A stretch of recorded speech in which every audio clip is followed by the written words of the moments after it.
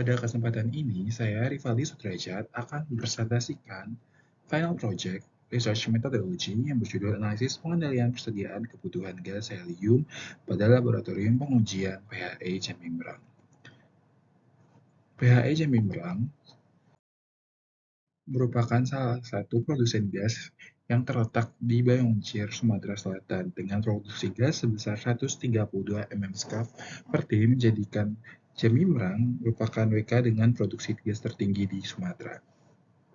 Sebagai produsen gas tertinggi, PT PHE Jambi Merang memiliki perjanjian jual beli gas dengan PT Pertamina Hulu Rokan sebagai produsen oil di Pulau Sumatera dan PT Transportasi Gas Indonesia untuk mendistribusikan gas di Sumatera Selatan. Untuk memastikan kualitas laboratorium PHI, untuk memastikan kualitas gas tetap patuh terhadap standar PJBG, Perjanjian Jual Beli Gas, Laboratorium PHI Jambi Merang melakukan analisa gas yang melibatkan penentuan komposisi gas, identifikasi kontaminan, dan penilaian karakter fisik lainnya. Hasil komposisi gas ini akan digunakan sebagai dasar perhitungan terhadap nilai jual beli gas.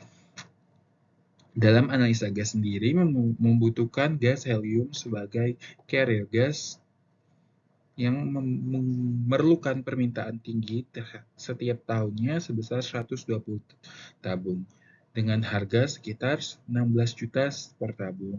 Pentingnya pengendalian helium ini untuk mencegah situasi yang tidak diinginkan seperti kehabisan stok yang terjadi selama 3 tahun terakhir ini sudah 6 kali. Berikut dapat dilihat dalam chart berikut penggunaan yang ditunjukkan oleh garis biru dengan pesanan paling kecil 9 dan pesanan paling besar 15 tabung, dan dari garis kuning bisa dilihat merupakan jumlah stok yang tersedia yang dilakukan pemesanan setiap 3 bulannya. Setiap 3 bulan sekali dengan jumlah 30 tabung setiap pemesanannya. Terjadi 6 kali stock out dalam 3 tahun terakhir. Pemesanan juga sudah dilakukan penyesuaian dengan penambahan 5 tabung yang ditunjukkan oleh panah hijau. Namun tetap terjadi stock out karena terjadinya kenaikan permintaan analisa pada tahun 2022. Tujuan penelitian ini adalah menentukan metode peramalan yang tepat agar mendapatkan jumlah pemesanan helium agar tidak. Yang kedua adalah pengujian signifikansi metode peramalan yang dipilih terhadap data helium. Yang ketiga ada untuk mencari atau menentukan metode pengendalian persediaan agar didapatkan biaya yang paling ekonomis. Berikut merupakan flowchart penelitian yang terdiri dari pendahuluan, pengolahan data, dan penutup. Pendahuluan dimulai dari studi awal, objek penelitian, dan setelah pengumpulan data dilakukan, pengolahan data yang terdiri dari metode peramalan, uji ANOVA, dan penentuan metode persediaan. Kemudian dilakukan penarikan kesimpulan. Setelah dilakukan pengumpulan data, data yang telah dikumpulkan adalah data historis pemakaian helium selama 3 tahun terakhir, 2020, 2021, dan 2022 yang digunakan sebagai data asli untuk forecasting atau peramalan, setelah data biaya pembelian dan penyimpanan helium yang digunakan sebagai data untuk perhitungan metode persediaan. Pengolahan data akan dilakukan dimulai dari metode peramalan, mencari metode peramalan yang sesuai, kemudian dilakukan uji signifikansi dengan ANOVA, Analysis of Variance, dan dicari metode persediaan. Tahap pertama yaitu peramalan. Peramalan di sini digunakan 3 metode, yaitu Signal Exponential Smoothing, yang merupakan analisa data dengan membobotkan data baru lebih besar bobotnya dibanding data lama. Kemudian ada Winters Method, adalah untuk menambahkan data dengan variasi musiman dan tren, dengan memperhitungkan 3 komponen utama, yaitu level, trend, dan seasonality. Kemudian ada decomposition yang merupakan menganalisa data dengan memisahkan deret waktu menjadi komponen seperti tren, musiman, dan residu. Berikut adalah hasil dari peramalan menggunakan Minitab pada metode single exponential smoothing dengan peramalan sekitar 13 tabung setiap periode atau bulannya dalam 1 tahun. Kemudian hasil dari Winters method dengan pemesanan helium paling kecil yaitu dengan 12 tabung dan paling tinggi di 19 tabung. Kemudian ada metode decomposition dengan pemesanan paling kecil 11 tabung dan paling besar di 16 tabung. Tiga metode tersebut kemudian dibandingkan nilai errornya yaitu dengan MAPE, MAD, dan MSD. Berdasarkan di tabel di atas, dilihat decomposition memiliki tingkat kesalahan paling kecil. Berdasarkan nilai MAPE sebesar 8.2732, MAD sebesar 0.9070, dan MSD sebesar 1.3360. Dilihat metode dekomposisi cocok untuk metode untuk peramalan helium karena data memiliki keberlanjutan yang konsisten dalam tren dan musiman.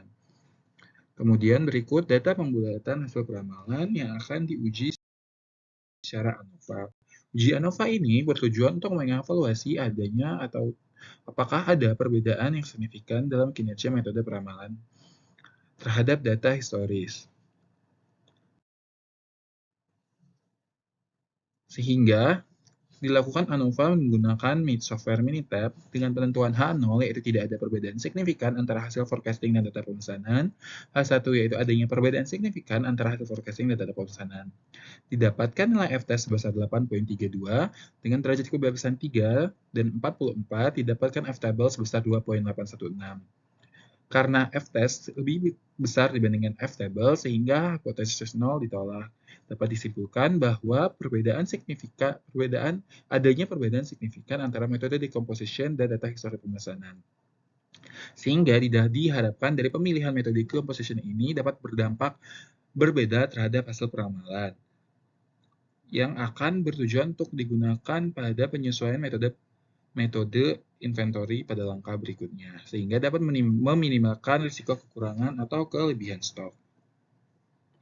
Langkah berikutnya yaitu pengendalian persediaan yang akan dilakukan pada metode EOQ, POQ, dan min and max. Dari hasil EOQ didapatkan pemesanan 5 kali sebanyak 31 tabung dengan biaya sebesar 126 juta. Pada metode POQ dapatkan pemesanan sebanyak 2 kali sebanyak 78 tabung dengan total biaya 185 juta. Dan dari min and max didapatkan pemesanan sebanyak 2,5 kali dengan banyak 65 tabung didapatkan biaya total sebesar 203 juta. Dengan membandingkan 3 metode persediaan ini didapatkan EOQ merupakan metode yang paling tepat dengan total biaya sebesar 126 juta, 627.500 rupiah, frekuensi pemesanan sebanyak 5 kali, dan jumlah pemesanan sebanyak 31 tabung setiap pemesanannya. Sehingga dapat disimpulkan metode forecasting adalah metode yang paling tepat karena memiliki tingkat error atau kesalahan yang paling rendah dan mampu mendeteksi pola musiman pada tren data helium dibandingkan dengan metode lainnya. Dengan hasil forecasting untuk tahun 2022 sebanyak 155 botol 155 tabung pada tahun tersebut. Kemudian, uji signifikansi menggunakan ANOVA dapat disimpulkan adanya perbedaan signifikan antara metode decomposition dan data historis yang diharapkan memiliki dampak berbeda terhadap hasil peramalan.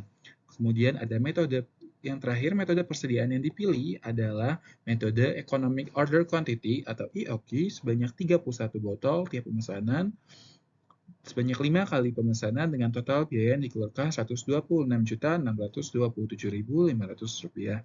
Sekian presentasi dari saya. Wassalamualaikum warahmatullahi wabarakatuh.